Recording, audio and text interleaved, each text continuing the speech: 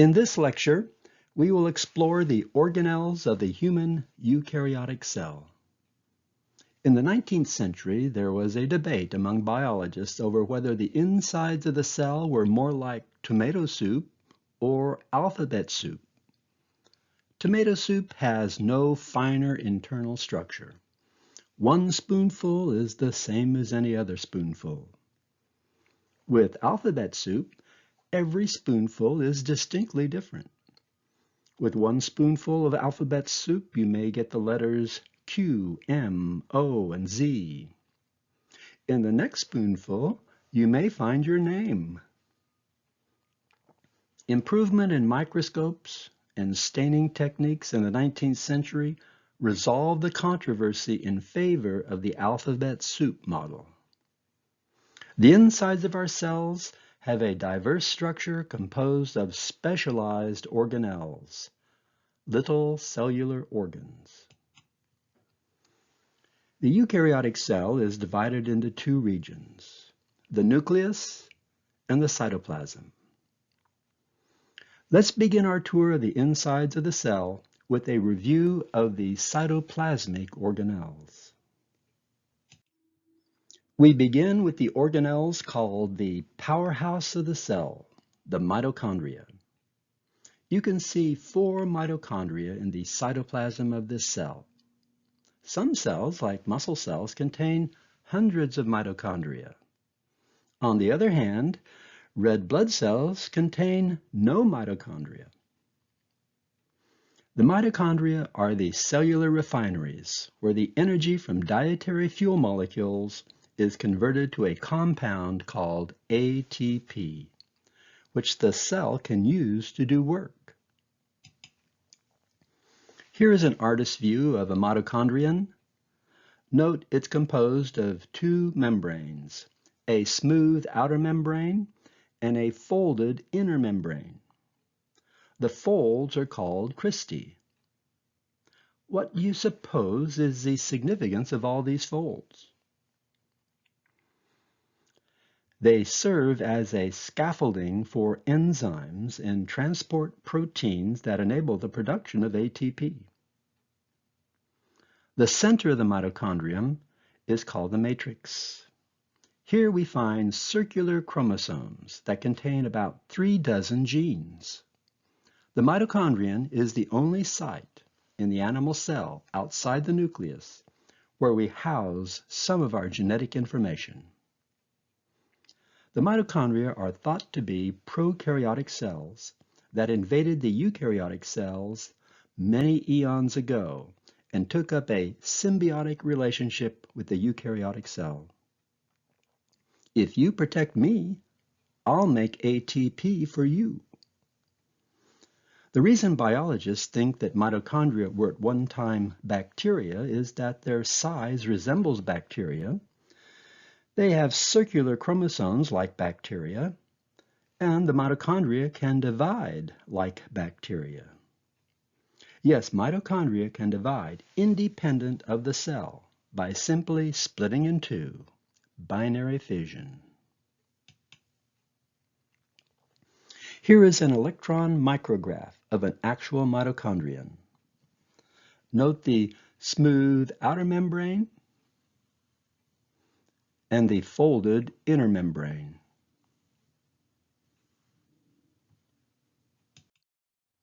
Here it is, the principal product of the mitochondrion, a high-energy compound called ATP, adenosine triphosphate, the gasoline of the cell. ATP is composed of a 5-carbon sugar called ribose, a nitrogen-containing base called adenine, and 1, 2, 3 phosphates. The sugar and the base are collectively called adenosine. This compound is the form of energy the cell needs to do work. We consume energy in our food as carbohydrates, fats, and proteins. But food energy cannot be used directly to do the work of the cell. So we must refine food energy in the mitochondria and the product is ATP. In that respect, the mitochondria act as oil refineries. We cannot run our cars on crude oil fresh out of the ground. Instead, the crude oil has to be sent to a refinery to be converted into gasoline. Without the mitochondria, you could eat all you want, but starve for lack of energy. We build ATP in the mitochondria, then we break it down elsewhere to liberate energy to do work. Among the cellular work that requires energy in the form of ATP is protein and DNA synthesis, cell division, active transport across membranes, and muscle contraction. ATP is the link between dietary energy and these energy-requiring reactions. In our cars, we couple the breakdown of gasoline in our engines with the movement of our car. The former is an energy-liberating reaction. The latter is an energy-requiring reaction. Protein synthesis is the process of bonding amino acids to form a chain. The bonding of amino acids requires the input of energy. The removal of a phosphate from ATP is an energy-liberating reaction. Our cells couple the removal of a phosphate from ATP to provide the energy for protein synthesis. In the combined reaction, energy is transferred from one compound, ATP, to drive the synthesis of another, a dipeptide. About 90% of the ATP produced in our body is made in the mitochondria. To make ATP, we need dietary fuel molecules, like carbohydrates, and molecular oxygen from our inspired air. Within the mitochondria are the enzymes and transport proteins that can couple the breakdown of dietary fuel molecules to the synthesis of ATP. This chain of enzymes and transport proteins are called the citric acid cycle and electron transport chain. The favorite output is ATP, of course, but byproducts of ATP production include carbon dioxide and water. The carbon in carbon dioxide comes from our dietary fuel molecules. The water produced by the mitochondria is only one example of the many chemical reactions in the body where we make water. A typical adult may make a half a cup of water in their body each day. It's not enough, though, to defray the need for an external source of water.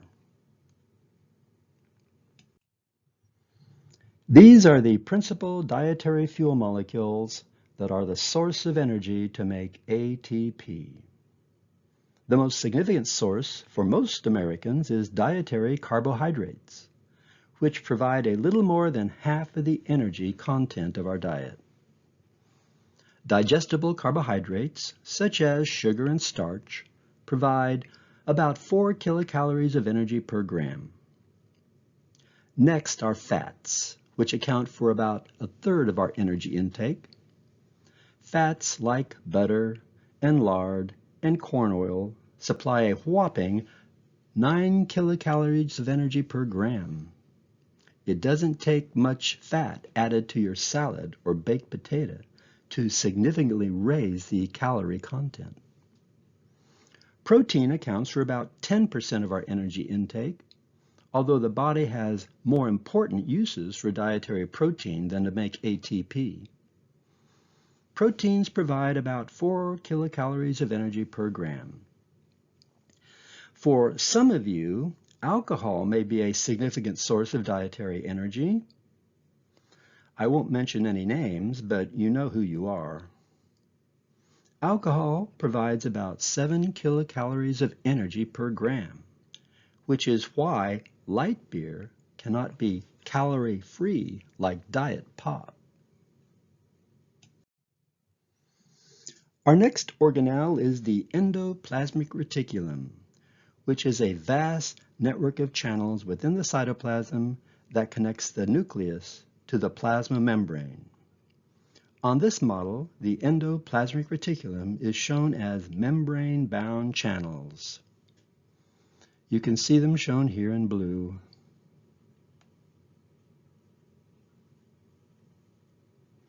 Attached to the membrane are these white dots called ribosomes, where proteins are made. There are two types of endoplasmic reticulum. The kind that makes protein is called granular or rough endoplasmic reticulum.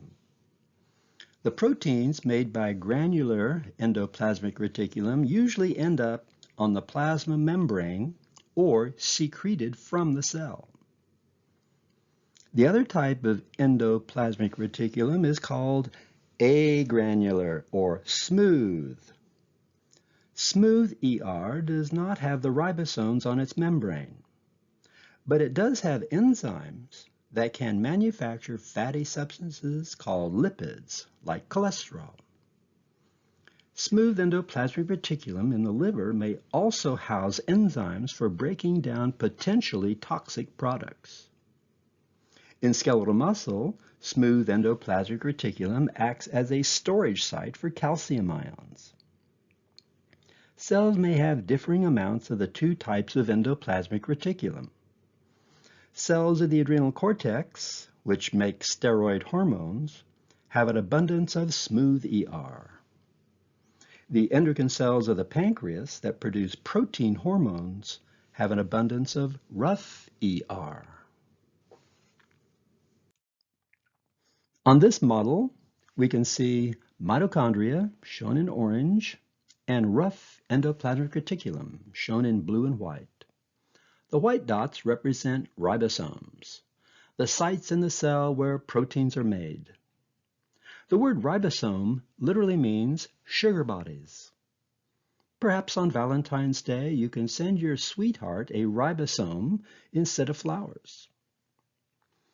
Recall that we are about 15% protein by weight, and all of this protein is made inside our cells. The protein in our diet is broken down to amino acids in the digestive tract, and the amino acids can later be strung together inside our cells to make our own proteins. The ribosomes of the cytoplasm are where this synthesis occurs. Note that some ribosomes are attached to the endoplasmic reticulum, whereas other ribosomes are free in the cytosol, the fluid portion of the cytoplasm. Ribosomes, whether they're free or attached to the endoplasmic reticulum, manufacture proteins. Those that are free in the cytosol, however, usually manufacture proteins that will stay within the cell. In the animal eukaryotic cell, there is usually one Golgi body, named after its discoverer in 1897. The Golgi body is a packaging center of the cell, sort of like a post office. It receives lipids and proteins, modifies them, packages them into vesicles, and then releases them. The contents may remain in the cell or be secreted from the cell. Someone during an early morning class once said the Golgi body looks like a stack of pancakes. These pancakes are called cisternae.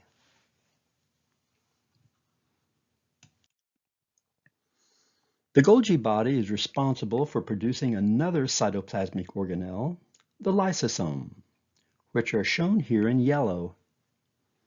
The word lysosome means body that digests. I call the lysosome the garbage disposal of the cell. Its job is to disassemble large molecules, worn out cellular parts, and microorganisms that gain entry to the cell. These parts may be recycled inside the cell or released from the cell. The membrane of the lysosome encloses digestive enzymes, tiny molecular scissors that can chop up cellular debris. The lysosome is the most acidic organelle of the cell. The pH inside the lysosome is about 5, whereas outside the lysosome, the pH is about 7. The importance of the difference in acidity is to prevent digestive enzymes from a ruptured lysosome from damaging the cell. Here you're viewing a white blood cell about to consume a bacterium that has invaded the body. The blue center is the nucleus of the cell. The green circles in the cytoplasm stand for lysosomes. Outside the cell is a bacterial cell. Note the white blood cell uses its plasma membrane to surround and engulf the bacterial cell and pull it within the white blood cell in a membrane-bound vesicle called a phagosome. The phagosome, containing the bacteria, then merge with the lysosomes. The lysosomes dump their digestive enzyme into the phagosome, ripping apart the bacteria. The contents of the phagosome then merge with the plasma membrane and exocytose the contents to the outside of the cell. This whole cycle is called phagocytosis, literally a condition of a cell that eats, and includes both endocytosis as well as exocytosis.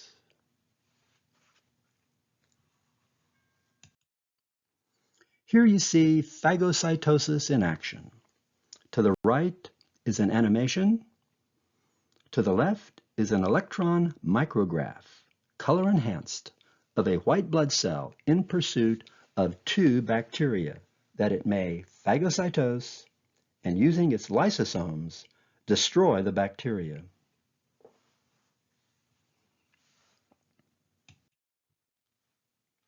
Peroxisomes are the purple vesicles in the cytoplasm of this model. They were discovered in the 1950s and named after the fact that they produce and destroy hydrogen peroxide. Peroxisomes contain enzymes in a neutral pH environment that use oxygen to break down fatty acids and amino acids, producing hydrogen peroxide as a byproduct. Some peroxisomes manufacture useful substances, such as cholesterol and bile acids. Unlike lysosomes, peroxisomes can replicate by binary fission.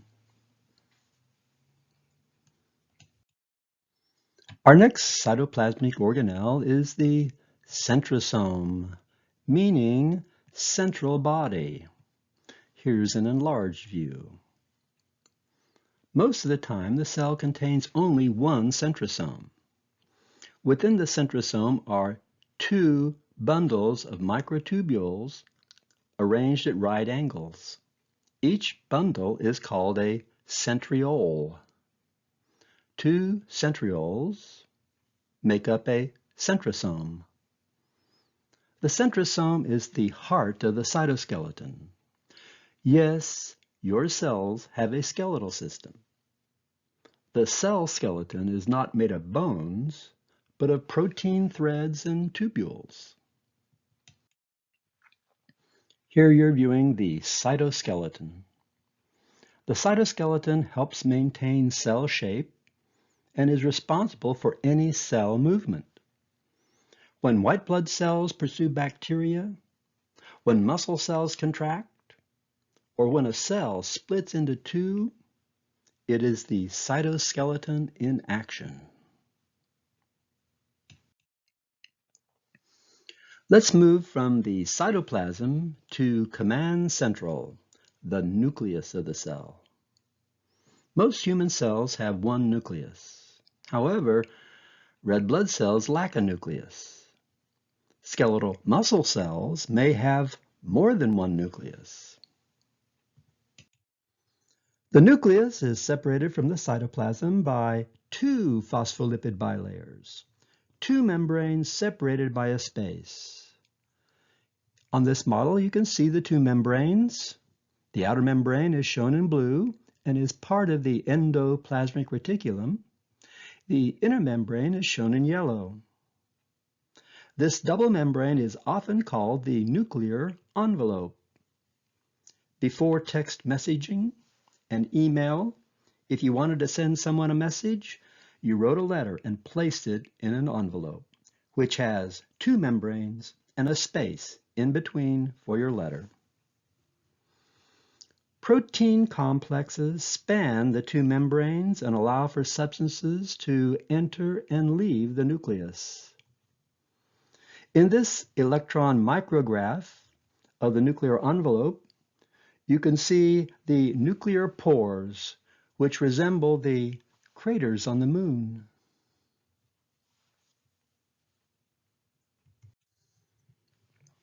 There must be something especially important inside the nucleus to warrant a double-layer membrane.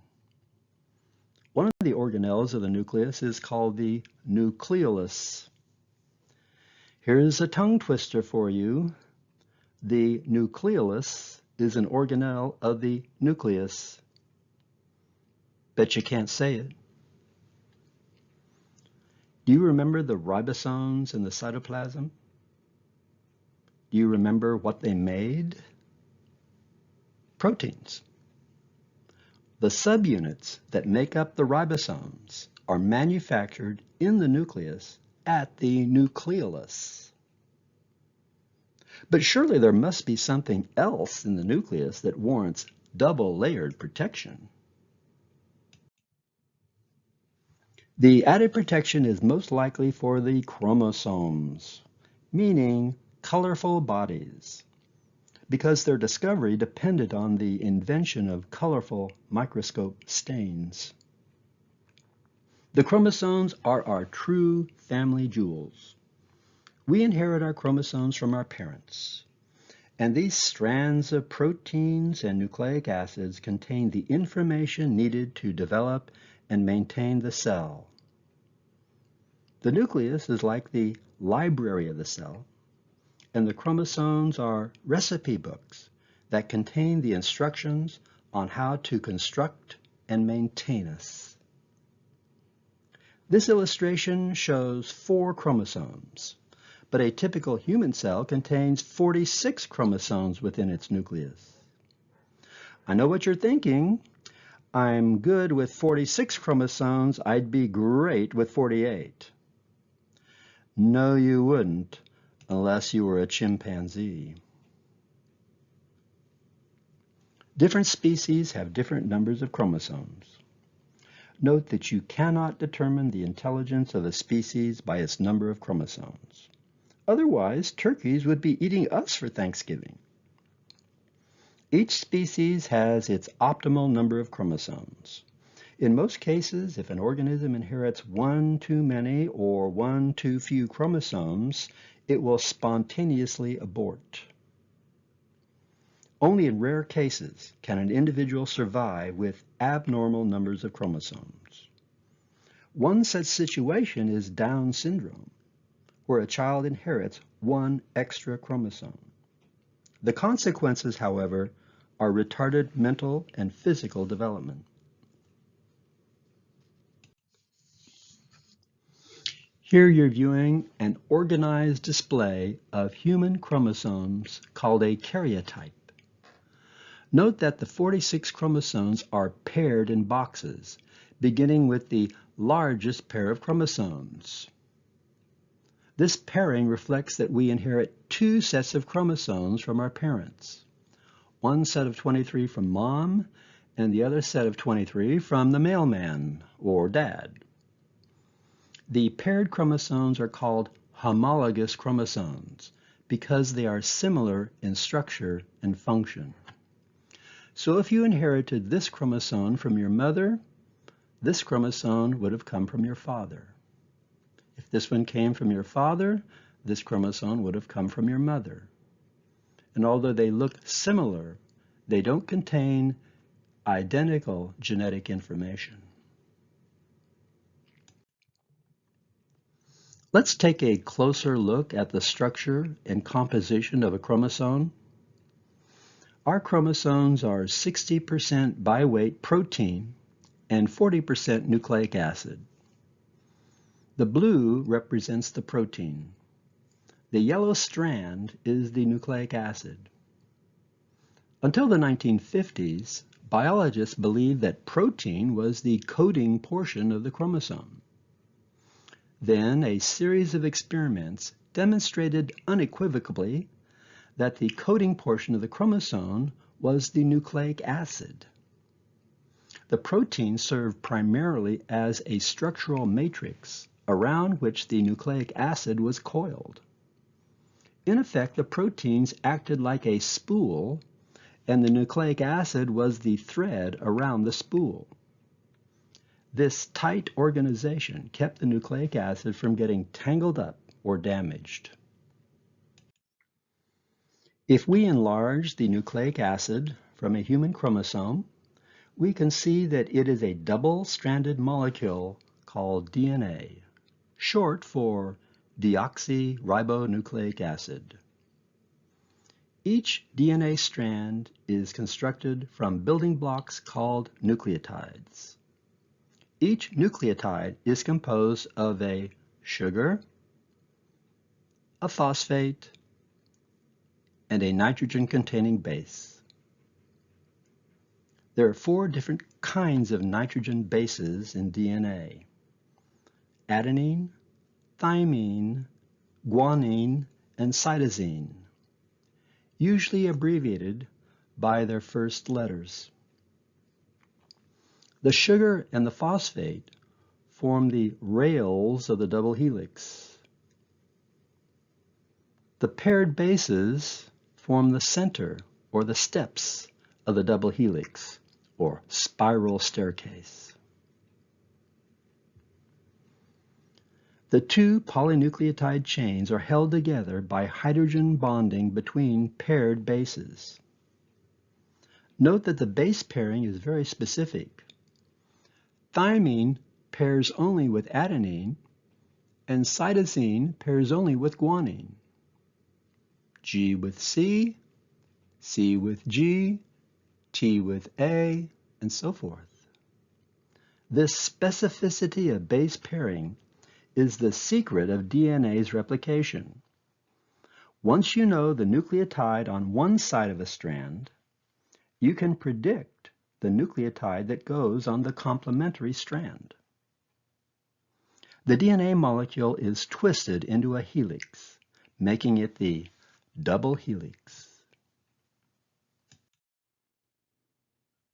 On your left, we've flattened out our DNA double helix. Shaded in blue are the sugar and phosphate backbones.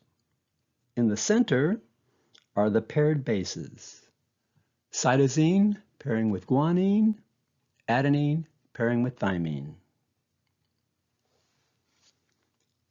Here you see highlighted one nucleotide. There's the 5-carbon sugar, deoxyribose. There's the phosphate, collectively forming part of the rungs of the ladder. In the center, we have the nitrogen-containing base, in this case, thymine. DNA is a pair of polynucleotide chains held together by weak hydrogen bonds between complementary base pairs. The coding portion of the DNA is the sequence of bases in the center. For example, along this strand of DNA, we've got cytosine, adenine, guanine, thymine, cytosine, guanine, thymine, adenine. Do you know what this means? Of course you don't. You're not an enzyme. But to the cell, it is a message. The sequence of bases of nucleotides. Along a strand of DNA is a code of instructions for the cell. What do these codes have to say? Recall that nucleic acids are only about 2% of our body weight, but proteins are about 15%. Proteins are the workers of the body. They're in the nucleus, the cytoplasm, the plasma membrane, outside the cell, in our hair, secreted into our gut, into our saliva, into our tears. Where does the information for constructing all these proteins come from? From our DNA. To understand the relationship between DNA and protein, you need to realize that proteins are made of building blocks called amino acids. The sequence of amino acids in a protein determines the unique properties of the protein. The sequence of amino acids in a protein is called the primary structure of a protein. If you are asked to describe the primary structure of this protein, you would list the sequence of amino acids from the start to the finish.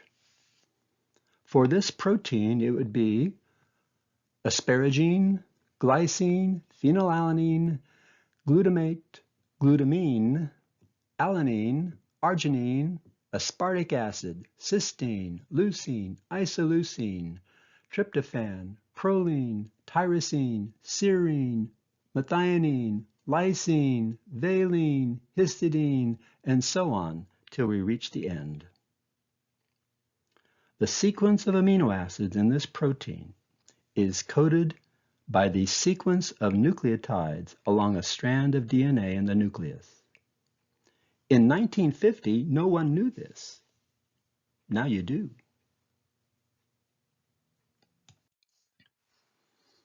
Once we build the linear or primary structure of a protein, it may coil to form a helix, or it may fold upon itself to form a sheet. This is called the protein's secondary structure. A protein may then form larger folds due to the interaction of distant amino acids along the chain. This results in a globular or spherical protein. This is known as the third or tertiary structure of a protein. Not all proteins form tertiary structures. A fourth or quaternary level of protein structure may form if two or more protein chains combine. The most abundant protein in our body is collagen, a triple helix. 1, 2, 3 fibrous proteins wrap around each other, forming a strong fibrous protein complex needed to hold our body together. Hemoglobin, which is the principal protein inside red blood cells, is formed from 4 smaller globular proteins. 1, 2, 3, 4. Many proteins, such as hemoglobin, require the incorporation of non-protein cofactors to fully activate them. In the case of hemoglobin, these non-protein activators are called heme groups. There's one, there's a second one, there's a third one, and there's a fourth one. Each heme group contains an iron ion.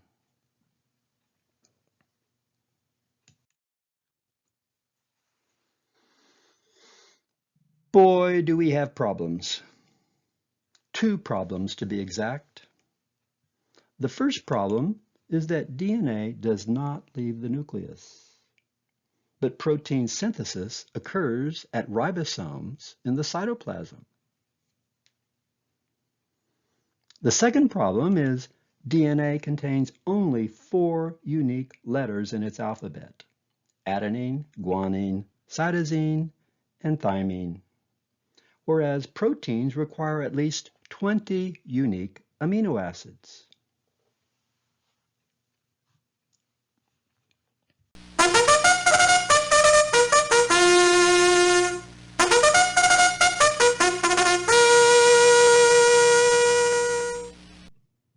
It turns out DNA isn't the only nucleic acid in our bodies.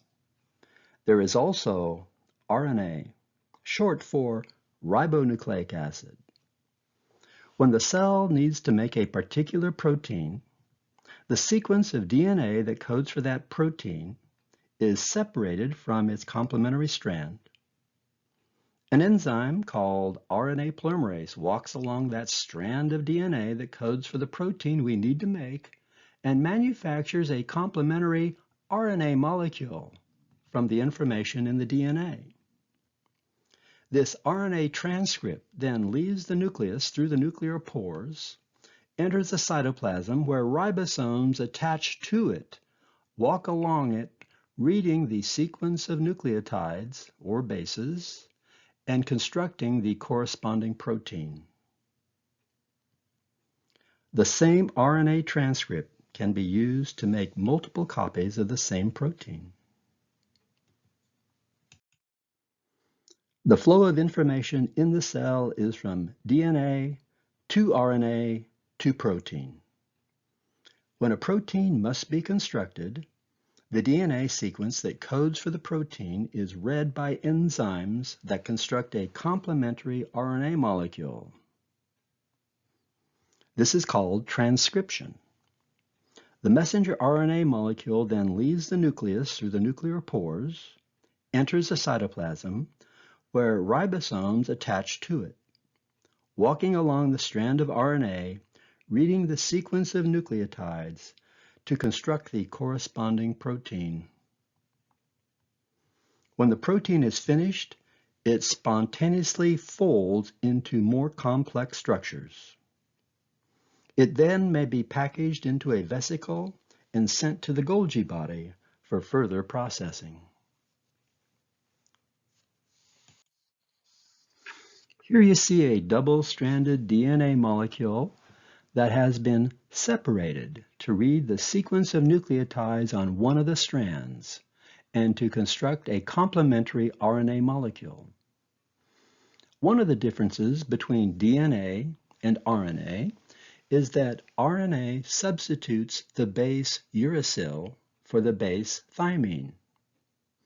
If you see a strand of nucleic acid with uracil instead of thymine, you're looking at RNA, not DNA.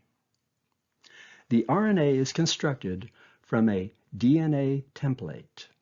Here's our DNA template, and here is the complementary RNA molecule constructed from that template. Note where there's thymine on the DNA, there's an adenine on the RNA. Where there's an adenine on the DNA, there's not a thymine on the RNA, there's a uracil. Cytosine on the DNA, guanine on the RNA. Cytosine, guanine, cytosine, guanine, guanine, cytosine. Adenine on the DNA, uracil on the RNA.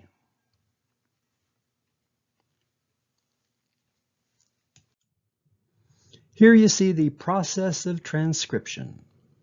The reading of the DNA strand and construction of the complementary RNA strand is performed by an enzyme shown in yellow called RNA polymerase. You know it's an enzyme because its name ends in ASE. RNA polymerase walks along the DNA strand, reading the sequence of nucleotides and constructing a complementary RNA strand, which is then released so that the messenger RNA can migrate to the cytoplasm. Let's view an animation of RNA polymerase transcribing DNA to make RNA. So we have our double-stranded DNA molecule. Shown in green is RNA polymerase. The double-stranded DNA molecule is separated, and one of the strands is read to manufacture a complementary RNA strand. Notice where there's guanine in the DNA, we make cytosine for the RNA. Thymine in the DNA, adenine for the RNA. Adenine in the DNA, we get uracil in the RNA. RNA contains uracil as a substitute for thymine. Once the RNA transcript has been completed, it's released and can migrate from the nucleus to the cytoplasm, where ribosomes can attach to it and manufacture the corresponding protein.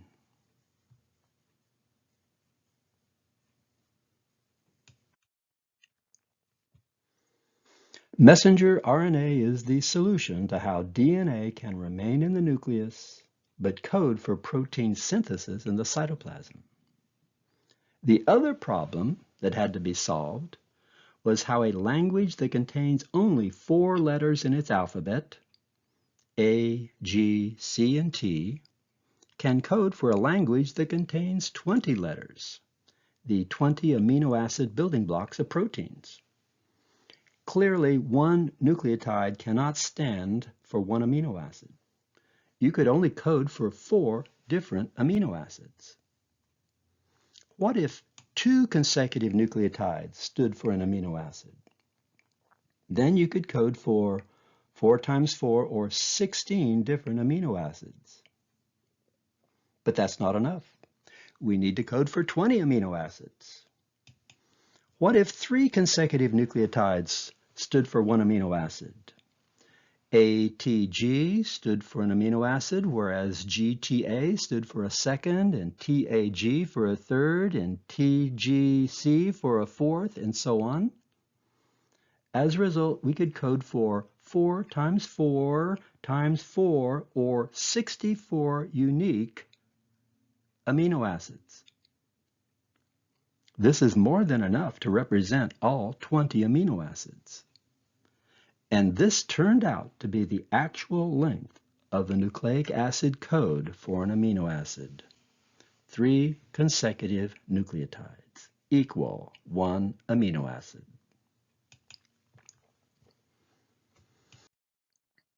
Let's build DNA.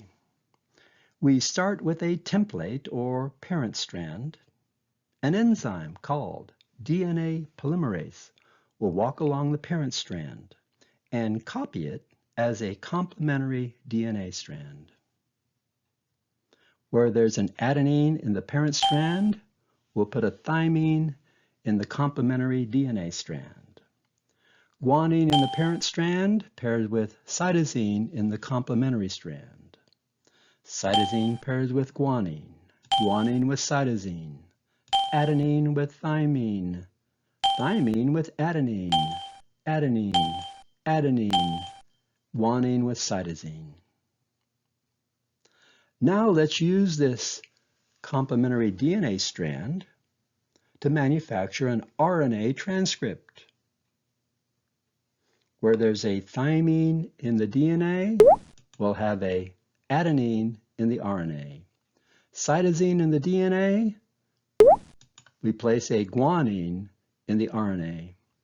Guanine, cytosine, cytosine, guanine, thymine, adenine, adenine, uracil. Remember, there's no thymine in RNA. And finally, cytosine with guanine. Now we're going to use the RNA transcript to manufacture protein. So the RNA will be sent to the cytoplasm, where ribosomes will attach to it and read the sequence of nucleotides 3 at a time. AGC will stand for the amino acid serine. GAU will stand for the amino acid aspartic acid. UUG stands for the amino acid leucine. When we finish reading the RNA transcript and constructing our protein, it can be released and perhaps sent to the Golgi body for further processing.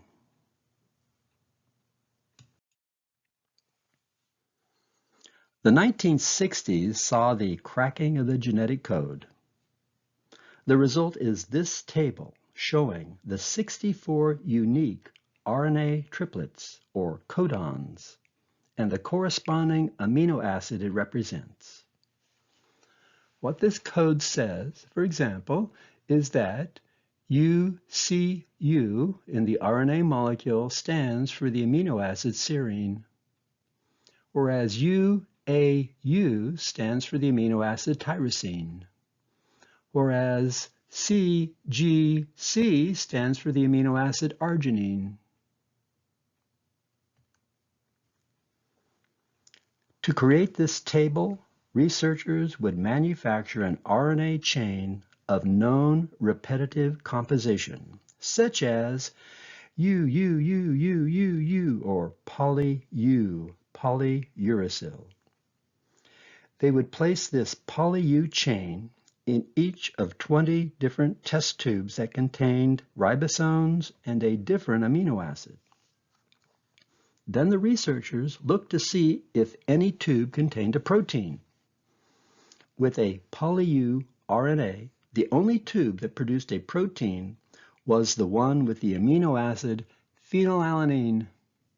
So they knew that UUU stood for the amino acid phenylalanine.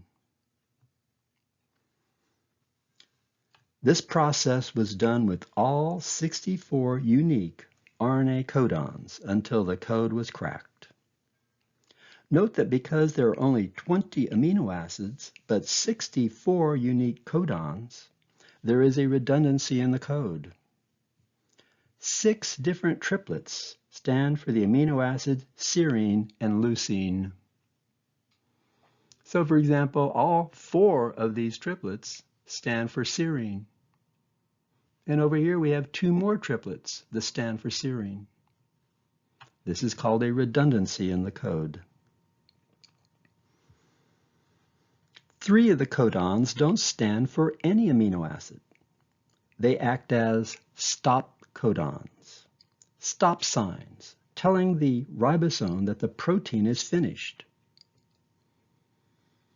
This includes UAA, UAG, and UGA.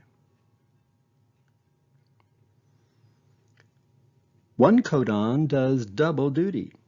On its first appearance in a messenger RNA, the codon AUG says to the ribosome, begin protein synthesis here. AUG is called the initiation codon. But all later occurrences of AUG in an RNA transcript stand for the amino acid methionine. This genetic code has been found to be universal.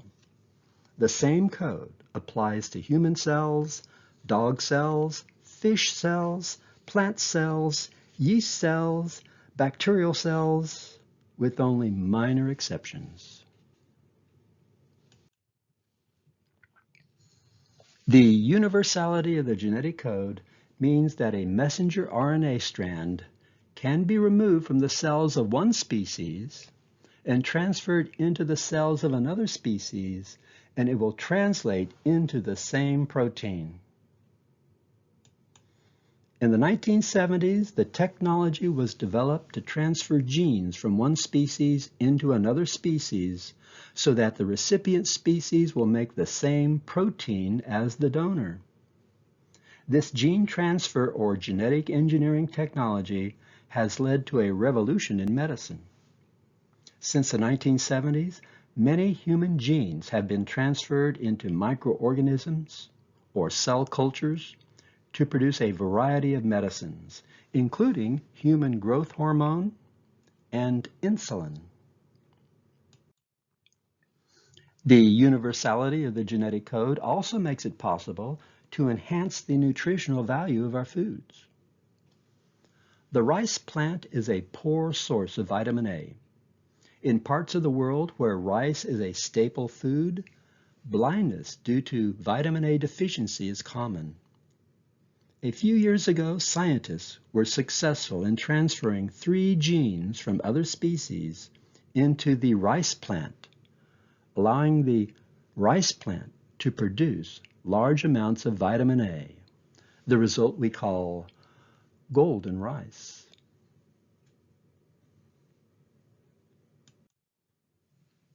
Since the 19th century, the word gene was used to label inheritable traits like eye color. In the middle of the 20th century, a chemical identity could be given to the gene. We can now describe a gene as the sequence of nucleotides in DNA or RNA that code for a single protein.